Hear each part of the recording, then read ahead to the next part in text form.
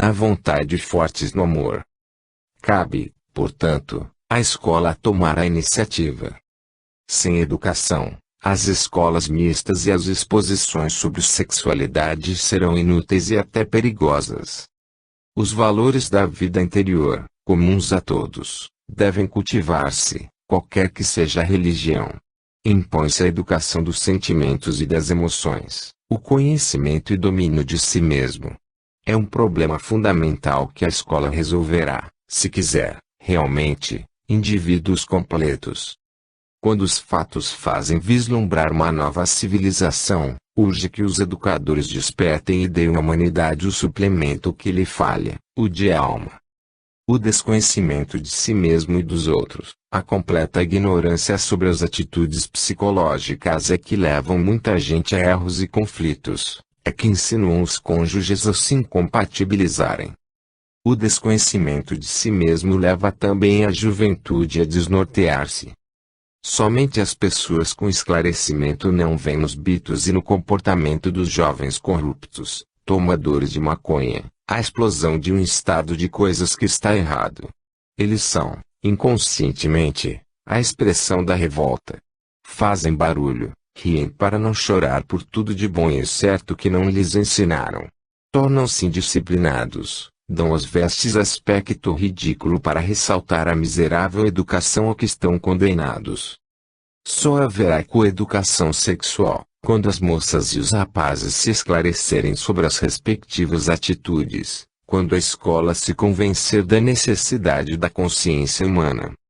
Desapareceriam os problemas nas escolas mistas e não haveria tanta baixeza na vida sexual, se houvesse realmente educação. O século XX está exigindo dos educadores verdadeiramente fortes que se coloquem frente a frente com a juventude a mostrar-lhe o caminho certo, não com palavras, mas com a própria vida. A ideia falsa de que todos estão sujeitos ao destino só tem servido para tirar iniciativas, para desenvolver fraqueza. A inserção feliz do indivíduo na coletividade não depende do destino, mas da aquisição do amor. Amor não é somente a medida do que os outros nos dão, mas também do que lhes devemos dar. A maior conquista. O espírito é o corpo mental e revela-se pelos próprios atributos, inteligência, raciocínio, vontade, consciência de si mesmo, domínio próprio, sensibilidade. Encarna, justamente, para progredir através da luta e do sofrimento. Mas, a ideia de progresso implica de imperfeição, logo ao chegar a este mundo traz uma bagagem mais ou menos volumosa de defeitos que devem ser corrigidos através das encarnações. A vida humana é, portanto, a marcha para o aperfeiçoamento e cada um é senhor de seus próprios atos de cujas consequências deve assumir a responsabilidade. Muita gente, entretanto, falha por ter a ilusão de que será mais fácil conduzir-se pelos instintos, hábitos e paixões que dominá-los. Penetrando nesta vida, o ser humano é apenas um amontoado de boas e más tendências com inspirações idealistas e apelos instintivos. Dois elementos o compõem, o espiritual e o carnal. O corpo é instrumento do espírito, que representa a força, mas ambos estão sujeitos à lei universal, a do equilíbrio. Para mantê-lo, existe uma poderosa ação construtiva que se chama educação, cuja finalidade é equilibrar as tendências, restabelecendo, através de todas as deformações, o homem normal, o que possui inteligência capaz de ver, vontade que sabe querer, animado pela sensibilidade num corpo sádio. Educação é, portanto, obra de grande alcance a realizar-se no tempo e no espaço, do nascimento à morte, durante a infância e a adolescência, incutida pelos pais e professores, no estado adulto conquistada pela sutileza do raciocínio, inteligência, força de vontade. Requer esforço de grande valor, pois os resultados se multiplicam através das gerações, beneficiando não só o educador como o educando. Ao ser aplicada, encontra um obstáculo, a natureza humana, contida de um lado, mas facilmente desviada para outro. É ato de colaboração, porque exige esforço do educador e do educando. Este, o mais interessado, vai, aos poucos, conciliando as próprias tendências, o próprio temperamento e, enxergando os pontos fracos, consegue harmonizar a vida inteligente, a do espírito. Para tanto, tem que aprender a dominar-se a fim de atingir a maior conquista, a de si mesmo. Não se deve confundir a distração com educação. Aquela se refere ao animal, esta ao ser humano. Adestrar é levar o animal pelo medo a realizar atos que se transformem em hábitos. Educar é desenvolver no homem a inteligência para utilizar-se de uma forte vontade, conquistando o equilíbrio mental. Adestra-se pela imposição, incutindo medo. Educa-se pelo amor, sugerindo raciocínio.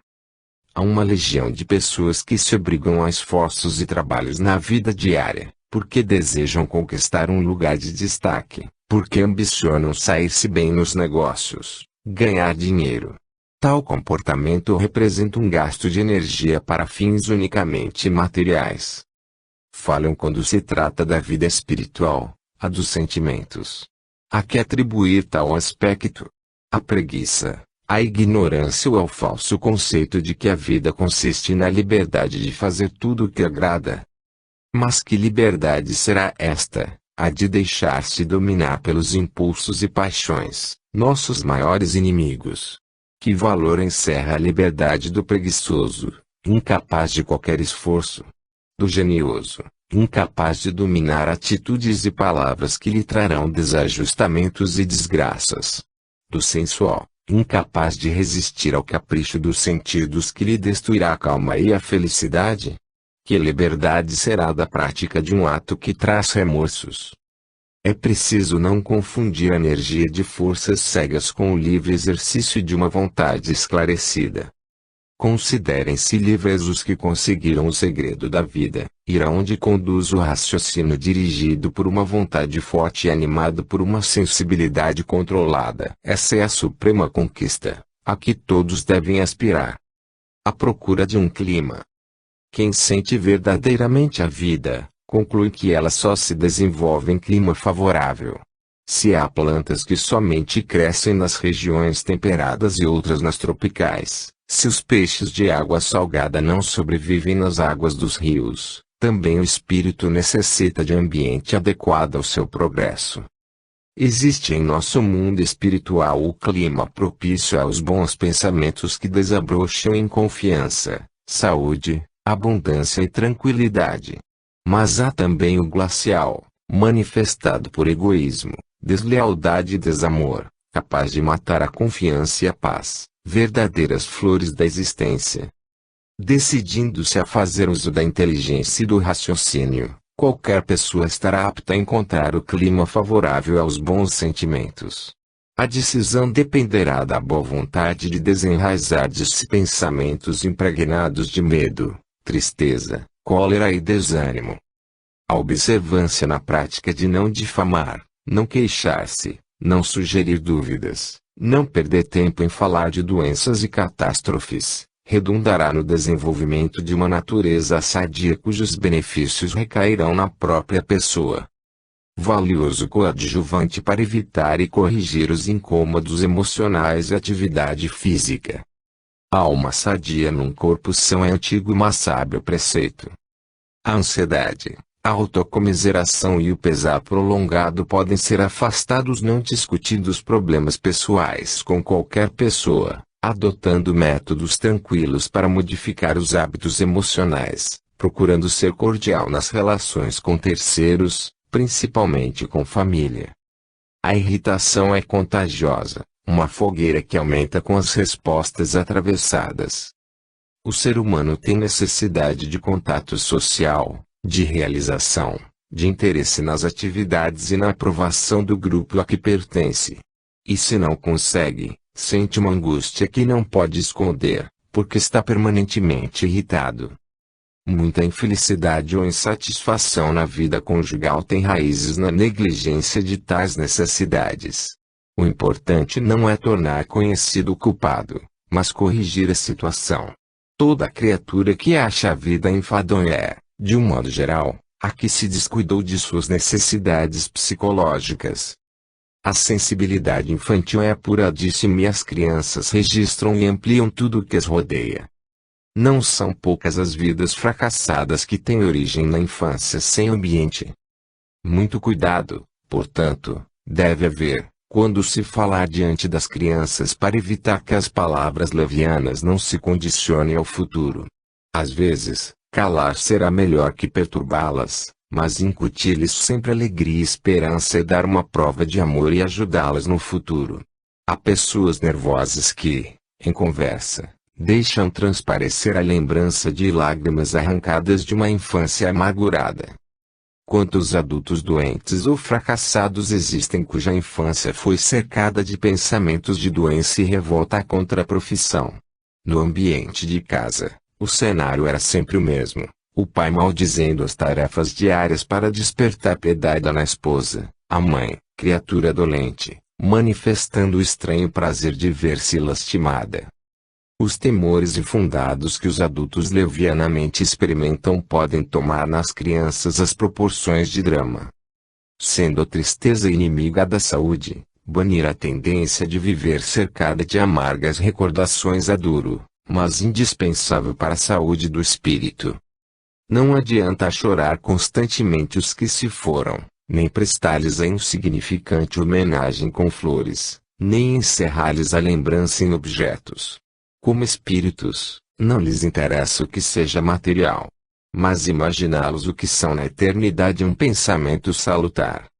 Entristecer-se por ver os filhos crescer e conquistar a liberdade é pensamento de fraqueza que não deve encerrar-se no estreito recinto dos hábitos sentimentais. Reflexões de um condenado. Há 20 anos escolhi um lar e, ao nascer, entreguei a meus pais o corpo e o espírito em troca de uma vida, o corpo, normal, com grandes probabilidades de desenvolvimento, o espírito, embora com os atributos em estado latente, ávido de progresso. Recebi a vida. Mas, pode-se chamar a isto vida, encerrada entre as paredes de uma cela. Longe dos homens e das coisas, aviva-se a inteligência, aguça-se a memória. Tudo, agora, me fala numa linguagem secreta, mas que ajuda a compreender. A vida tem dois caminhos, o do bem e o do mal. Fui arrastado ao do mal porque não aprendi que toda existência é o que fizerem dela o caráter, sujeito a modificações, e o curso dos pensamentos.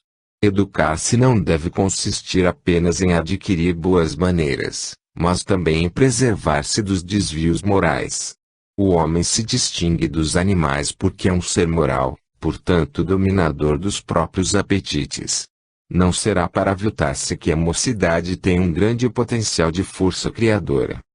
O adolescente educa-se para a fidelidade à medida que aprende a respeitar-se e a respeitar a mulher, em geral.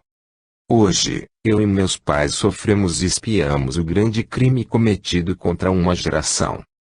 Através dela, comunicamo-nos com outras vidas, com iguais tendências e padecemos as mesmas decepções e fruímos as mesmas alegrias. As impressões da infância não se desfazem ou desfiguram com o correr dos anos e agora enxergo o que tem sido a minha vida. A atrofia da infância degenerou na degradação do homem. Desde cedo, com a forte sensibilidade própria das crianças, percebi a fraqueza de meus pais. O seu não era tão frágil, que dava a impressão de incerteza, por isso, eu gritava, esperneava para conseguir a satisfação de um desejo. E tudo acabava como sempre, davam-me dinheiro, doces e roupas, só não me davam educação. Satisfazendo todas as minhas vontades, prestavam serviço, não a meu espírito, mas à própria comodidade. A que atribuir tal atitude senão a falta de convicção de que podiam tornar-me uma pessoa de bem?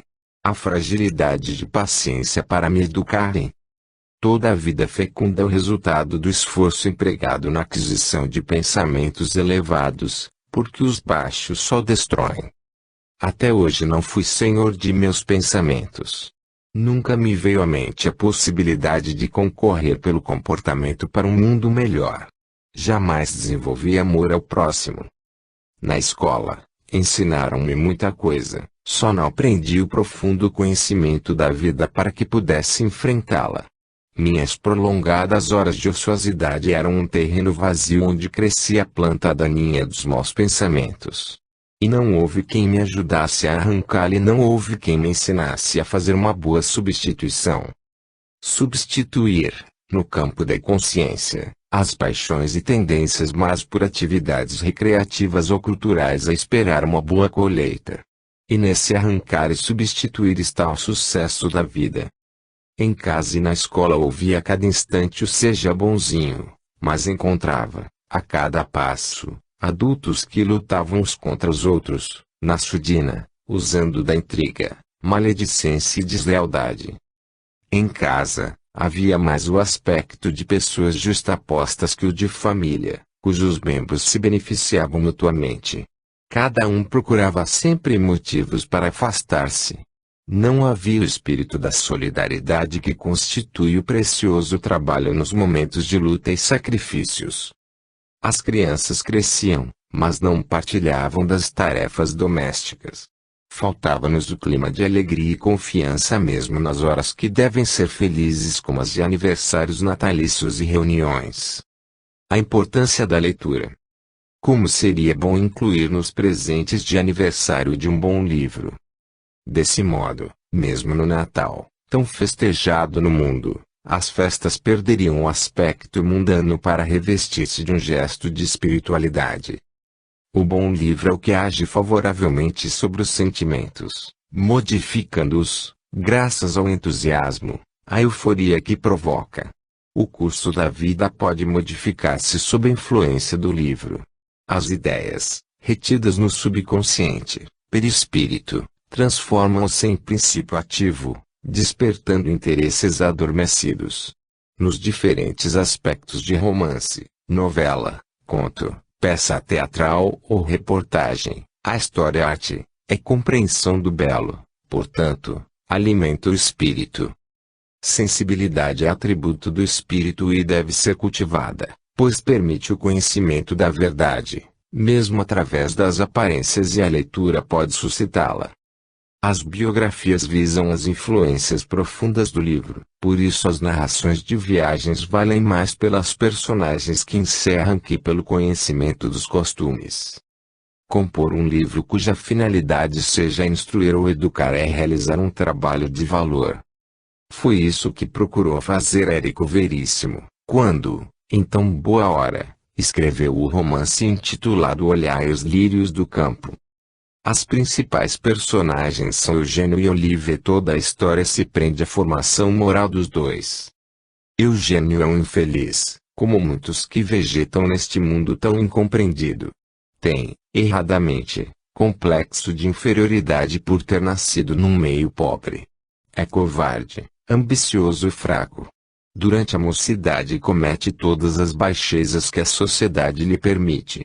Dominado pela sexualidade, formado em medicina, torna-se amante de Olívia, uma colega. Dessa união, vem ao mundo Ana Maria, cuja responsabilidade fica entregue à mãe. Olívia, com um passado obscuro e sofredor, mas inteligente que ele, começa a sentir verdadeiramente a vida e chega à conclusão de que não basta a ambição de riquezas, o exagero de conforto, o trabalho exaustivo, se a criatura não se tornar humana, aceitando além do corpo o espírito como partícula da inteligência universal. Sem o conhecimento de si e dos outros, envereda Eugênio pelo pior caminho. Casa-se não com Eunice, mas com a fortuna dela. Sofre com o casamento todas as humilhações que procurou e na vida que levam, ele e a família, se a isto se pode chamar família, são verdadeiros fantasmas do desgaste moral. Apesar de casado, torna-se amante da esposa de um dos amigos, frequentadores da casa. Nos momentos conscientes, sente nojo da vida que leva, mas não reage. Procura novamente Olívia, que não tem para ele uma palavra de recriminação, um gesto de repulsa porque o ama, mas fala sentir que não haverá mais erro, pois precisam cuidar de algo mais elevado, a filha. Na situação em que se encontram, é preciso ter os olhos limpos para ver a realidade. Quando a criança completa 3 anos, morre Olivia, mas deixa-lhe, entre muitas cartas, uma em que lhe confia a filha. A leitura dessa carta tem o poder do fogo. Destrói todas as baixezas do passado, mas faz surgir dos escombros de lágrimas a redenção do homem. Ferido pelo sofrimento, acossado pelo remorso, resolve Eugênio mudar o ambiente da própria vida. Separa-se da esposa que o comprara para marido, abandona o meio rico que só lhe proporciona vergonha e humilhação, e vai viver para a filha, do próprio trabalho. Foi o momento em que, encontrando-se, encontrou também a serenidade. Se, no decorrer dos capítulos, o autor é realista, mostrando claramente a leviandade da vida de certos homens, a fragilidade e insensatez de algumas mulheres, a irresponsabilidade de muitos pais, mostra também que a serenidade não é nada mais que a aceitação da luta interior pela conduta moral, que nossos sentimentos e pensamentos denotam o grau de coragem no emprego das forças construtivas, que a paz interior só se conquista com o sacrifício da paz exterior. Os últimos capítulos têm o efeito de uma auréola, e o leitor torna-se mais transparente para ver e sentir em si a pureza da vida cujos símbolos são os lírios do campo. O dever de realizar. No decorrer da vida, o homem tem deveres a exigir inteiro cumprimento, educação, pleno desempenho das obrigações no trabalho, ações meritórias de aproveitamento coletivo, eficiência nas normas de vida decorrentes de disciplina, método e ordem. Os pais têm o dever de proteger e educar, indistintamente, os filhos, embora reconheçam graus diferentes de espiritualidade em cada um. Tais deveres são intimamente ligados à vida em sociedade, não só referentes à família, como à pátria e ao mundo. Não consentir que um só faça tudo, atribuindo-lhe inteira responsabilidade, mas tomar parte nas tarefas é o que nos impõe a vida. Saber colocar-se no lugar dos outros é o verdadeiro dever do sentido social. Povos de estrutura diferente se misturam, pois todos têm uma única finalidade: encontrar as lições da vida em seu semelhante. Interessar-se pelas atividades do meio ambiente, ser aceito pelo grupo social a que pertence, realizar, planejar, não são futilidades, mas obrigações básicas do espírito. Desprezadas, provocam desequilíbrio, interrompem o ritmo normal dos dias, tornam a vida enfadonha, retardam o progresso espiritual. E o mau desempenho dessas obrigações é observado até mesmo no âmbito nacional: escassez de empregos, insatisfação com a cultura, padrões de vida caídos, carência de alimento. Nessa grande cadeia humana em que se chama a solidariedade, todos têm o seu lugar grande ou pequeno. O tamanho não importa. O que vale é saber cada um o lugar que lhe compete, o que representa nobreza e não ser o elo que se perdeu. Esses laços que unem os seres humanos tão claramente observados no plano material estendem-se também ao moral e espiritual. Os filhos se amoldam ao que veem e sentem no ambiente familiar. Quem nunca sentiu a necessidade de ser melhor, convivendo com pessoas que radiam otimismo e bondade, sabem descobrir nos outros virtudes escondidas. Não é pequeno o número de mulheres que sofrem profundamente por não ter participação ativa no grupo a que pertencem. São aquelas que enviuvam depois dos filhos casados. Não desejando que a mãe viva sozinha, propõe o filho independente morarem juntos sem prever que rompe com isso todo o sistema materno de realização. E o infortúnio provém da não participação no comando da casa. A mãe sente-se triste, julga ser um peso morto na família, imagina que atrapalha, perde o interesse pela vida. Esquece-se, porém, de que sendo a velhice uma fase normal da vida, não deve modificar a vitalidade do espírito. Sob o influxo de uma experiência adquirida, estará apta a compreender que a vida é um constante estado de dar e receber e que há, fora do lar, muita gente precisando de tanto sem que nada lhe ofereçam. Quando vir quanto os outros lhe recusam, olhe para si, para tudo que a rodeia. Participe de uma obra de aproveitamento coletivo. Verá, então, que está em suas mãos a felicidade dos demais. Abra essas mãos, se não forem dominadas pelo egoísmo ou incompreensão. Realizar uma das aptidões é o melhor processo para afugentar as mágoas. A alegria de viver se baseia nas pequenas coisas. Ao se aposentarem, passam os homens por desagradáveis estágios emocionais semelhantes aos das viúvas depois da família criada. Interrompem-se as atividades que lhe proporcionavam sentimento de realização, integração ao meio, importância de aprovação social, autoaprovação, caso não se dediquem a alguma atividade que satisfaça uma de suas aptidões. Passam a preocupar-se apenas consigo, imaginando que a sociedade os considera defuntos ambulantes, de acordo com a importância que derem ao sexo ou ao trabalho. Nossa cultura ainda não está bem organizada. Se houvesse estímulo para as aptidões e participação nas atividades sociais, a vida dos velhos, das viúvas e dos aposentados seria mais agradável, pois não sucumbiriam sob o peso de uma participação passiva em sociedade. O homem e a multidão. Sendo o homem um ser social, procura, espontaneamente, o convívio dos semelhantes, mas esse mesmo convívio lhe deixa, às vezes, um traço de amargura.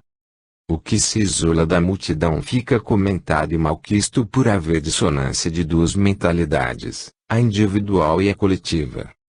Geralmente, a multidão reúne indivíduos de idades, sexos e profissões diferentes, honestos e desonestos, tímidos e impulsivos, educados e mal educados. É, pois, difícil conseguir alguma coisa bem equilibrada com tal diversidade psíquica.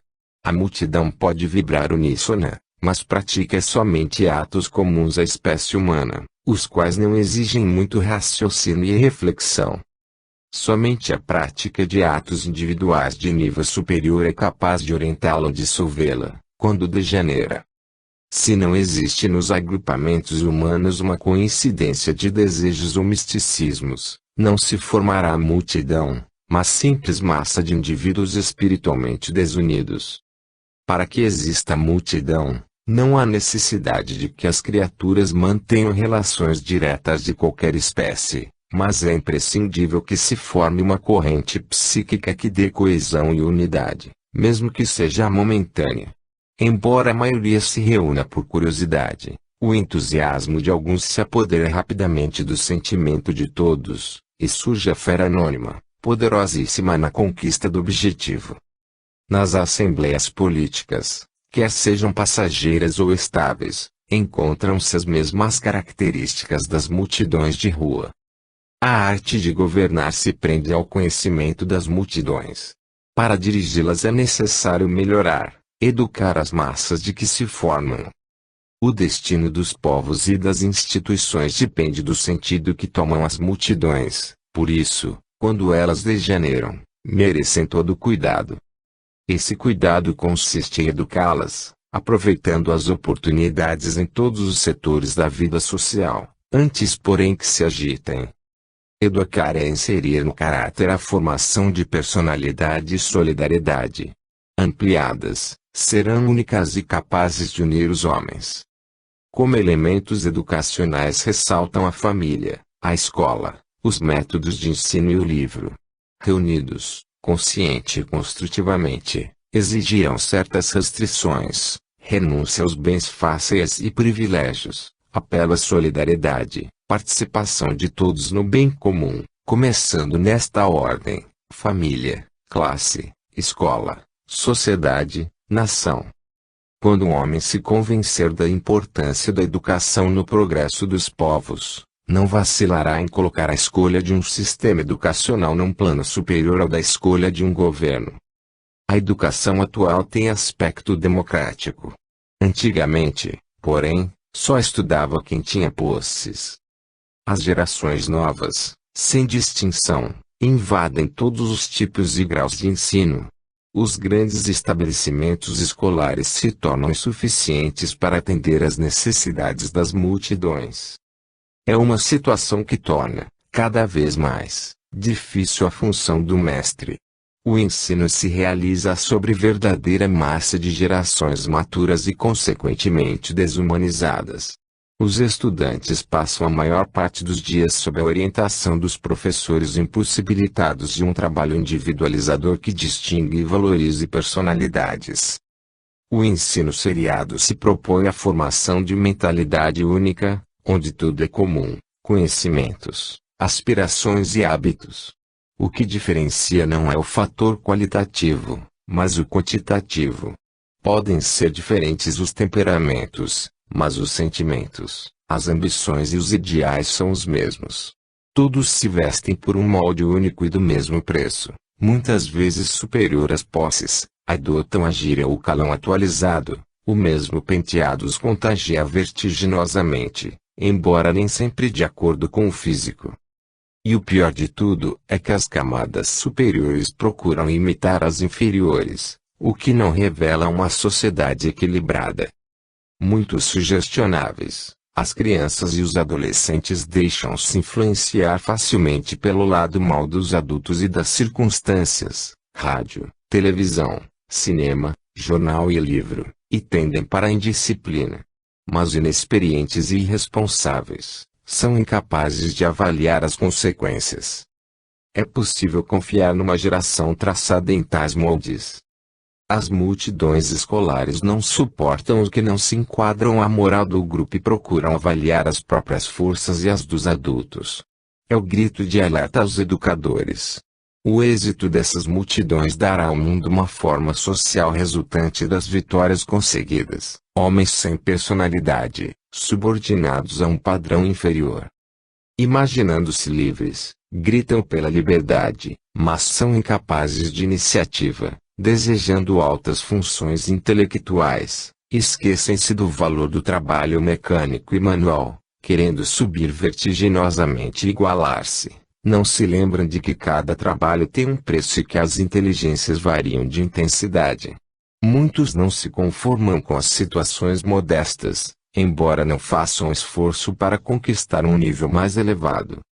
O homem tem que se sujeitar a uma hierarquia que a própria vida criou. E os governos devem compreender que, numa multidão de mentalidade coletiva, vale mais acatá-la com suas misérias e grandezas, adaptar-se a ela, mas ajustá-la à conquista do perdido equilíbrio. É um vasto trabalho de saneamento que prevenirá os grandes males sociais, erros e imprudências dos que governam, abusos dos poderosos, fraquezas dos legisladores que atendem às excitações dos ambiciosos. É melhor prevenir, que reprimir ou castigar. Nascimento não é estaca zero. A vida da criança passa por várias fases de comportamento diferente, porque o crescimento do espírito, obedecendo às leis naturais, tem que ser um ato contínuo. Além disso, depende da hereditariedade de um atavismo mais remoto, o que significa que o nascimento não é ponto de partida, nem a velhice de chegada, mas simples etapas. Formação, individualização e aperfeiçoamento representam o caminho palmilhado de dores na marcha evolutiva do espírito. São verdadeiros laboratórios onde se realiza o admirável trabalho da alma. O perispírito, subconsciente, conserva o caráter e as aptidões de uma vida anterior próxima ou remota. A isto se chama atavismo. O espírito cria o corpo, amolda-o de acordo com o gênero de vida e condição social, que satisfaçam as exigências da existência terrena que escolheu. Chega mesmo a imprimir, sob influência de vidas anteriores, certas disposições que trazem a ideia de sexo diferente, homem de gesto e formas feminis, mulher com aparência e capacidade varonis. Há também uma herança paterna involuntária, a hereditariedade. O filho traz a marca dos pais, no que se refere ao físico e às tendências, mas a mãe, principalmente, cabe a grande responsabilidade de prepará-lo dignamente para a vida. Durante o período pré-natal, ela desempenha papel preponderante na formação fisiológica e moral do filho cuja participação é notável. Por isso, deve ajudá-lo tanto quanto possível, conservando-se em ótimo estado mental, calma, otimista, corajosa. E basta que o filho seja desejado para que nasça em condições físicas e psíquicas capazes de desenvolver-se sádio de corpo e espírito.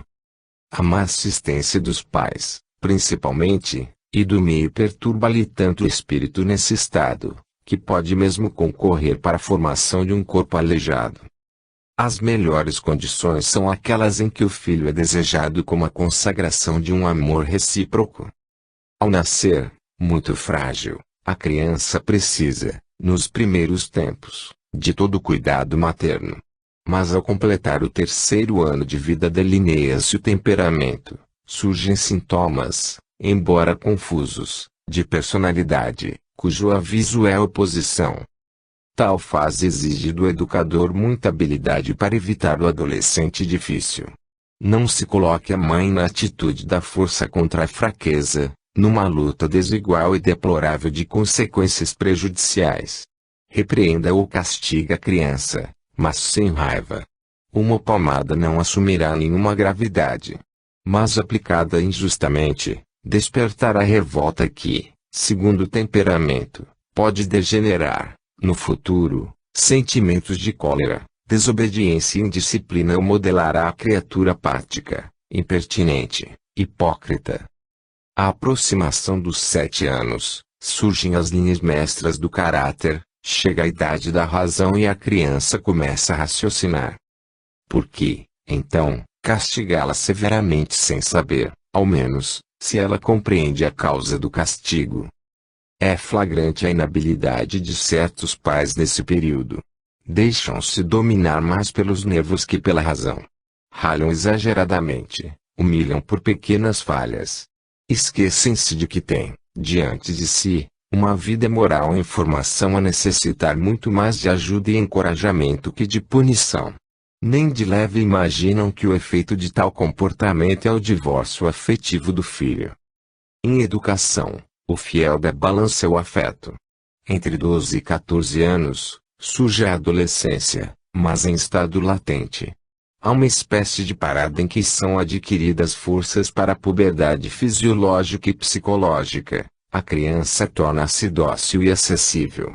Uma perturbação de comportamento nessa fase pode ser consequência de uma orientação anterior defeituosa. A chegada da adolescência marca uma fase difícil em que se processa uma desintegração, a da infância, e uma integração, a da vida adulta. Forma-se, então, um vazio mais ou menos curto, cujo sintoma é a crise de originalidade. Os valores passados caducam, dando origem a uma nova forma de vida. A imaginação se põe numa atividade permanente em que se debatem valores espirituais, afetivos e intelectuais. Mas acentua-se uma inabilidade reveladora do início de vida adulta. Estabelece-se uma confusão, um desequilíbrio que merece dos pais e professores muita ajuda, domínio próprio e critério, grande esforço capaz de fazer sentir o verdadeiro valor da vida. Uma atmosfera de trabalho, calma e otimismo é a que mais convém. Não se utilizará o educador da violência provocadora de críticas injustas nem humilhantes. O perigo não é só de castigar injustamente, mas o de deixar que o adolescente faça as experiências por conta própria. Isto será um grande prejuízo porque, causando-lhe o retardamento da prematuridade, impedi-lo-á de escolher por si um caminho que valorize a vida. Estudando as multidões. Reunindo-se a multidão, o homem se sente mais capacitado, pois é naturalmente social. Mas à medida que a procura, teme-a, porque ela também lhe marca a vida de amargura e desilusão. Estudar o homem em função da multidão é uma necessidade porque diferem as consciências, individual e coletiva. A multidão nunca é homogênea, pois reúne indivíduos de mentalidade, temperamento e caráter diferentes que provocam verdadeiros desencontros psíquicos. De tais desencontros só é possível esperar sentimentos e paixões comuns à espécie humana. Esses sentimentos, por serem comuns, serão também elementares e reagirão com a prática de atos que fogem ao raciocínio. A base de uma multidão agitada é a coincidência momentânea de desejos, ambições, credos políticos e emoções que se prendem a um interesse comum. Todavia, ocorrem elementos apenas curiosos ou subversivos que nada têm com a verdadeira finalidade coletiva.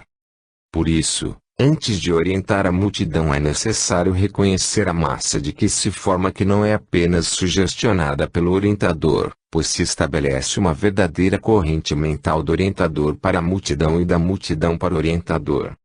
Se as multidões agitadas sempre existiram, devem ser recebidas com todas as misérias e grandezas, mas importa que sejam compreendidas e orientadas, pois o destino do povo depende da direção que tomam, mesmo que não estejam revoltadas. Pouco adianta reprimi-las ou puni-las, se não forem compreendidas para o estabelecimento das possíveis adaptações. A compreensão deve incluir erros e imprudência dos governantes, hesitações dos ambiciosos, inabilidade dos legisladores. A civilização atual cria uma mentalidade coletiva à espera da adaptação de dirigentes que, efetuando os ajustamentos necessários, impeçam também abusos e falta de tato na aplicação das leis. As multidões escolares sofrem, mais que as dos adultos, a influência do progresso. Antigamente, eram aristocráticas, só estudava quem tinha dinheiro. Atualmente, porém, democratizam-se, invadindo as escolas de todos os níveis. Por maiores e mais numerosos que sejam os estabelecimentos escolares, tornam-se insuficientes em relação ao número de alunos. O ensino é proporcionado às massas numa bitola comum de conhecimentos, hábitos e ideias. Além disso, o rádio, a televisão e o cinema concorrem para que tudo seja igual: moda, gíria, divertimento, reação. Predomina uma imitação que não é própria das sociedades equilibradas. Por incrível que pareça, são as camadas superiores que imitam as inferiores. A plasticidade da própria idade leva a juventude a se influenciar pelo mal e desse modo os novos imaturos, inexperientes, irresponsáveis, incapazes de prever as consequências dos atos que praticam, tendem para a indisciplina, principalmente quando estão em multidão. Uma palavra, às vezes, é o bastante para arrastá-los à prática de atos insensatos. E quem não se enquadrar na moral do grupo será desprezado e até mesmo perseguido. As multidões escolares procuram sempre medir forças com os adultos. E estarão em maus lençóis os dirigentes que não conseguirem despertar-lhes o sentido de uma disciplina interior que se reflita no comportamento, senso de responsabilidade e da importância na vida dos valores morais. A experiência das multidões escolares agitadas constitui uma lição para o futuro. Bem-sucedidos, os agitadores levarão para gerações seguintes o germen da anarquia. Embora separados no final do curso, não passarão de homens massa desumanizados. Considerando-se livres, pregarão em brados a liberdade, esquecidos, porém, de que formam um verdadeiro rebanho. Tal situação os impedirá de conquistar e individualizar-se, se não houver uma orientação verdadeira. Diplomados, imbuídos da ilusão de muito saber, os escolares têm verdadeira ânsia de atingir as mais altas posições sem passar pelas intermediárias. É um pendor exagerado, próprio da juventude, a respeito do valor da instrução. Mas é perigoso entrar na vida sem conhecê-la, mesmo com instrução. Todos querem ser iguais, ninguém se conforma com as situações modestas, todos lutam contra as desigualdades de inteligência e valor que a própria vida insiste em criar. Tal situação resulta de erros educativos cada vez mais aumentados e agravados sobre as coletividades. Não deve ser esquecida a importância para o país da escolha de um sistema de educação, porque o futuro depende do que pensar e fizer a juventude que se forma. Se não são apenas as multidões operárias que se agitam, mas também as de indivíduos de cursos literários e científicos, urge estudá-las em profundidade. A importância dos valores. A vida só tem significação quando consiste na procura e aquisição de valores. Há necessidade de proporcionar aos jovens valores condignos para que eles possam escolher. Valores não se adquirem sob pressão, mas sob estímulo. E estimular é sugerir valor pela força do exemplo. A honestidade dos pais levará os filhos, em devido tempo, ao mesmo caminho. Importa compreender que o indivíduo é senhor da própria vida para não cair na infantilidade de atribuir os males ao próximo ou ao destino. A partir da puberdade, o ser humano não imita passivamente como na infância, procura conhecer o mundo, o valor dos atos e situações em futuro próximo ou remoto para tomar uma direção. É justamente nessa fase que encontra o drama, porque surgem valores de natureza espiritual, material e social. Trava-se, então, verdadeiro conflito íntimo, pois as forças exteriores muitas vezes vão de encontro ao que o espírito escolheu mesmo antes do nascimento. Quando um espírito esclarecido encontra uma diretriz, mas é desviado pelas paixões, sofre muito ao deparar com os obstáculos aos seus anseios da liberdade, da justiça e do bem. A mentira, o furto e a desordem são reflexos do espírito sem rumo, mas precisando de pouso para refletir. Tal pouso se encontra num clima onde se respira justiça e respeito. Embora de natureza rebelde, os jovens desejam submeter-se a um objetivo, a um ideal.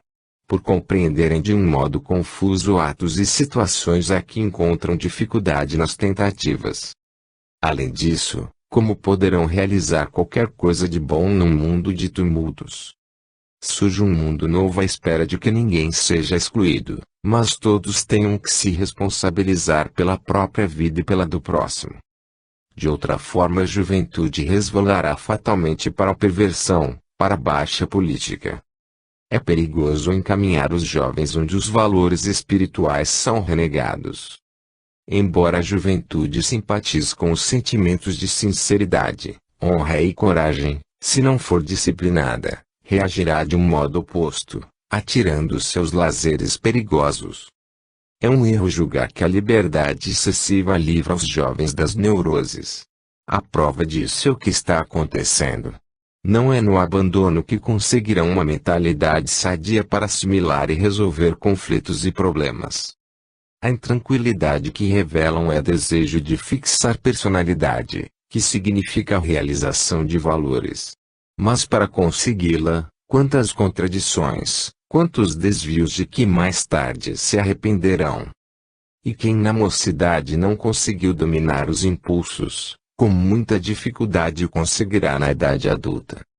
A própria escolha da profissão depende do valor elaborado durante a adolescência. Atualmente, a juventude é mais experiente, por natureza, alegre e rica de energia, mas nem por isso deixa de precisar da orientação dos mais velhos nas diferentes atividades e costumes. Velhos e moços têm que caminhar de mãos dadas no intercâmbio de valores para estabelecer o equilíbrio entre a tradição e o progresso. A adolescência, por ser uma fase de transição, é indefinida. Precisa de rumo, que procura no convívio dos companheiros ou adultos por quem simpatiza. E quantas vezes a escolha de valores resulta das boas companhias? Os adolescentes têm que adquirir relativo volume de responsabilidade e ajustar-se às inevitáveis limitações da vida em relação ao próximo. E muito lucrarão com isso, pois evitarão um desgaste inútil de energias e perda de alegria. Urge conduzi-los ao terreno da reflexão. Fazendo somente o que lhes apraz, sem uso do raciocínio, tornam-se intoleráveis, desperdiçam o tempo. Não sentem gosto pelas boas leituras, não reconhecem a importância dos valores. Jovens desorientados são presas fáceis dos líderes da corrupção. Pais e professores devem possuir altos níveis de comportamento para impressionarem a juventude com um fim único, o aperfeiçoamento, que vale tanto quanto o desejo de procurá-lo. Se os novos têm muita coisa que aprender dos velhos, dotados de experiência, para recompensá-las, prestam-lhe valioso auxílio, abrindo novos caminhos com a força dinamizadora de que são dotados. Não corrompidos, são forças vivas de entusiasmo e progresso. Um grito de angústia. Não fosse a convicção de que as ideias crescem e se alastram, Não haveria necessidade desta mensagem justamente em maio, quando todas as atenções se dirigem à mãe, e os ouvidos animam-se a escutar-lhe a voz. O momento exige um grito de alerta ao invés de glorificação àquela que traz aos ombros tanta responsabilidade. Cuida de teu filho, mãe, antes mesmo do nascimento, atrai-o de acordo com teus ideais, mas estrutura sobre ele um mundo melhor. Não te esqueças de que a mente infantil, não podendo estar vazia, tem que ser ocupada por bons ou maus hábitos e isto depende de teu procedimento. A uniformidade de costumes morais formará o caráter de teu filho e levá-lo ao bom caminho. Por ser imatura, a criança é instável, mas nela, o hábito desempenha função essencial. Será desatenta se não adquirir o hábito de observar, falará mal se conviver com pessoas que falem mal. A falta de regularidade no trabalho resvalará fatalmente para a ociosidade e a preguiça. Não são poucos os defeitos psicológicos atribuídos à criança, os quais resultam do não aproveitamento de oportunidades para a fixação de hábitos convenientes. Até completar 7 anos, a criança não se possui e por isso sofre as influências internas dos instintos, mas também as externas da educação. Não tem ainda a noção de moral que sua razão pode dar. Mas hábitos sádios, punições e recompensas desbravarão o caminho certo que facilmente seguirá pelo resto da vida. A criança é, por natureza, imitativa. A imitação é a primeira forma de aprendizagem. Mas quando chega a compreender que seus atos causam admiração e que os pais cedem aos seus impulsos, passa a imitar com mais afã não só o que vê como o que ouve, torna-se cada vez mais impulsiva. Requer, então, muito cuidado porque tanto pode imitar o que é bom como o que é mal. Por força irresistível da simpatia, imita os amigos. Não des a teu filho liberdade excessiva que, mais tarde, ele mesmo reconhecerá nefasta. Muitos mimos, falta de firmeza na coesão de elementos disciplinadores são os erros mais graves da educação atual. Sacrifica uma festa em benefício de teu filho. Compreende que a riqueza familiar suplanta a individual. Descobre na ternura da vida familiar a força dos laços de sangue que une a carne ao espírito. Não faças de tua casa um lar fechado onde os filhos só entram para comer e dormir. Não feches a porta com satisfação para correr atrás dos divertimentos. Mas emprega todo teu engenho na disposição de espalhar o bem dentro da casa em que formaste a família. Faze de teu lar o celeiro da paz, do trabalho, da exigência e do amor para que alcances força moral. É disso que precisa teu filho, embora inconscientemente, para que possa crescer e criar a própria vida. Diante do imoralismo atual, procure entender que a consciência moral de teu filho estará apoiada nos exemplos de correção dos pais. Numa fase de civilização em que as massas procuram dominar, o perigo está nas sugestões colhidas dos programas desvalorizados do cinema, rádio e televisão, mas também nas manifestações dos adultos corrompidos. Existe, diariamente, um tipo de recreação passiva através de rádio, vitrolha e televisão, que fanatiza a juventude, privando-a de uma vida ativa e fecunda, desenvolvendo-lhe ociosidade e preguiça, impedindo-a de trabalhar e pensar. A todos esses funestos estímulos, como respondem os jovens senão com manifestações deselegantes, cenas de vandalismo, de roubo de automóveis, de crises histéricas femininas? A ti, mãe, compete ensinar os filhos a servir seriamente a vida, orientando-os no trabalho honesto, na diversão e repouso dignos. A família vive num ambiente de abandono ou de conflitos. Esquece que, recebendo os jovens lições perniciosas de vício, crime e ódio do mundo, procuram pô-las em prática com explosividade o que lhes é peculiar. Não adianta ação policial. Urge, porém, orientação social, mas principalmente familiar. Esta é difícil de obtê-la num lar esfacelado pela separação de pais imaturos. Saúde mental é possibilidade de assimilar e resolver os conflitos. Como poderão consegui-la os moços, se vivem num ambiente de abandono que os forma? Essa mensagem é também um grito de angústia pela miséria de amor que a juventude sente no lar. Em certas festas, ditas familiares, encontram-se somente jovens, porque os pais, repletos de comodismo, mas falhos de responsabilidades, deixam-nos entregues aos próprios instintos. Depois da festa, resta o arrependimento que é passageiro, porque os convidados saem presos ao amor, ao vício e ao vil comércio de drogas entorpecentes. É assim que envereda a mocidade pelo caminho ditado por uma filosofia moderna e muito extravagante que não freia o erro. Honra o trabalho. Através do trabalho é que o ser humano revela inteligência e capacidade criadora. Trabalhando, desenvolvem-se as energias do corpo e do espírito. Mas desenvolvendo tais energias, põe-se em contato com as forças superiores. Logo o trabalho tem o valor de uma boa irradiação, que significa oração. Por mais indolente que seja a criatura, terá sempre que trabalhar, isto é, lutar contra os maus instintos para que não se nivele aos animais irracionais. A ociosidade gera degradação. Vida não é somente trabalho material, mas também espiritual. Diante da incoerência das ações presentes, o mundo não para na organização, transformação e estabilidade da vida material e espiritual.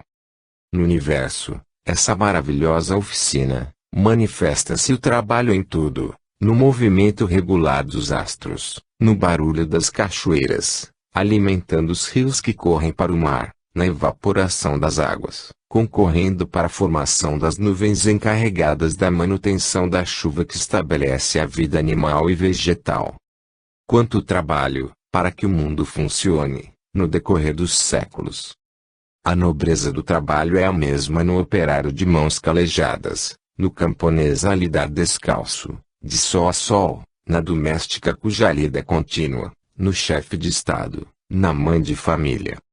Para a mulher, deve ser motivo de orgulho fazer do lar um pequeno mundo, mas perfeito. Dirigir o lar é um encargo que, em condições normais, encerra tanta humanidade que não pode ser comparado a qualquer atividade profissional. O espírito materno é a realização de tendências profundas, intuição inteligente do próximo, sensibilidade, doçura, grande possibilidade de colocar-se no lugar dos outros. Trabalho é fardo pesado para quem não sabe descobrir-lhe o valor. Não basta, porém, fazer, o importante é fazer bem. É claro que nem todos podem executar tarefas brilhantes, mas qualquer um pode e deve empregar o maior esforço para realizar uma obra. Importa menos a qualidade da tarefa que os meios empregados para realizá-la. Quem nunca aprendeu a executar a contento um serviço, jamais se apegará a ele. O trabalho perfeito é a maior recompensa do trabalhador. Além disso, executá-lo é qualidade de quem consegue domínio do cansaço e luta contra o desânimo. Acordar sempre sem ares tristes e queixumes retrata a atitude de quem se dispõe a realizar com vontade e alegria a tarefa diária, base de uma vida salutar. Infeliz da massa que perdeu o sentido profundo do trabalho humano, pois a inércia reflete não só a morte física, mas também a morte moral. Os lares em que não há noção da necessidade do trabalho são verdadeiras badernas onde prolifera o vício, de onde sai a delinquência ou a mendicância. Será sempre difícil a juventude encontrar o caminho certo, se não for treinada no trabalho, na sobriedade e na virtude, vivendo apenas de imagens errôneas. Aprender a trabalhar é tarefa altamente educativa que tanto beneficia o homem como a mulher. Impõe-se dar à jovem uma formação profissional para que futuramente possa viver de um modo autônomo, caso não encontre o príncipe mais ou menos encantado. É preciso também cultivar-lhe as qualidades de dona de casa, tão úteis quando ela se encontrar sozinha e tiver necessidade de organizar o lar. Infelizmente, não são poucas as famílias que substituem cuidados e ternuras devidos aos filhos por dinheiro. É sistema tão cômodo como perigoso. Dinheiro que não provém do trabalho torna-se porta aberta à especulação fácil. É tentação do jogo acompanhado de todas as atrações malsãs. Destituído de amor ao trabalho, o indivíduo se corrompe, perde o brio e a probidade profissional, resvala